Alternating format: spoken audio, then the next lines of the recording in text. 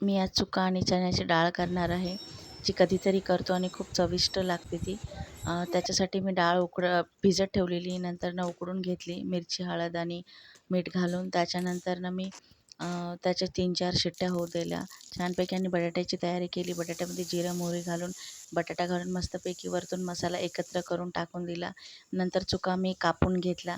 कापल्याच्यानंतर तो फक्त तेलामध्ये परतवून घेतला आणि साईडला ठेवला. त्याची चव तशीच राहायला पाहिजे, त्याचा आंबटपणा गेला नाही पाहिजे. मग मी डाळ शिजवून घेतल्याच्यानंतर तडक्याची तयारी केली, ज्याच्यामध्ये मी कांदा, टोमॅटो घालून मस्तपैकी भाजून घेतला. त्याच्यामध्ये सगळे मीठ, मिरची, मसाले टाकले, डाळ वरतून टाकली, त्याच्यानंतर भाजलेला चुका वरतून टाकला, जो खूपच दिसायला इतका छान दिसत होता आणि चव इतकी सुंदर, एकदम अप्रतिम चव होती. एकदा नक्की ट्राय करा.